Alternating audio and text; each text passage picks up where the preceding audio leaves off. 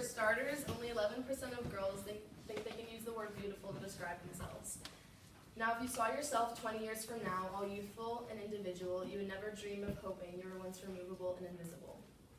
We tend to only see our beauty when we finally figure out it's our duty to check out from the snooty.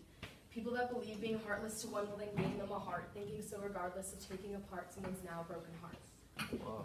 So compliments are so scarce that the only accomplishment is nurses trying to put back those hearts. The source of these fatalities is the loss of humanities and the reality of this catastrophe. Now we find ourselves looking at a screen frozen by the devices that scar our hands.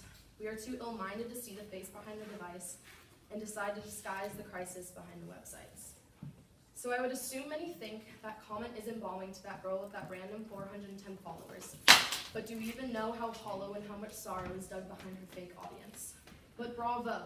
I hope that comment was satisfying and that torment and that drama was worth her vomit when she saw that comment. So if I seem mad when I talk, well, yes, it is true because only 4% of the world's population of girls believes they're beautiful. And when I saw this statistic, I didn't doubt it because who would? We are degraded by our own.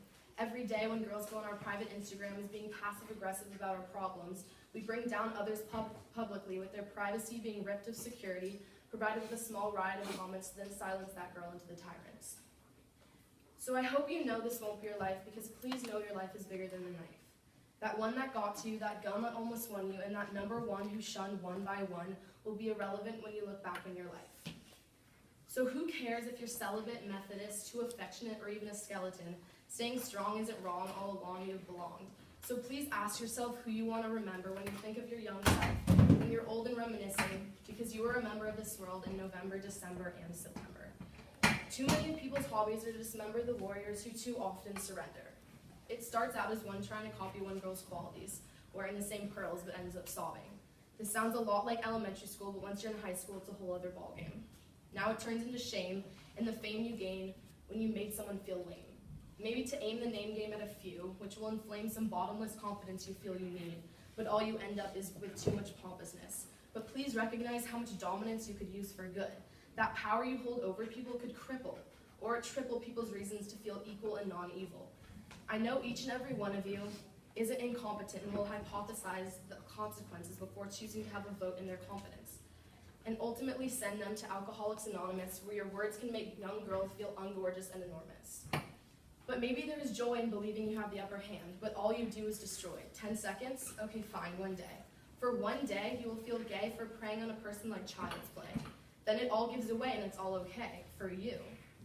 But it never stops on replay every day, by the way, it just keeps eating away. Now I want to give you some statistics. 13% of women smoke to lose weight. 12-year-old girls with low self-esteem are 2.5 times more likely to engage in heavy alcohol use by age 15.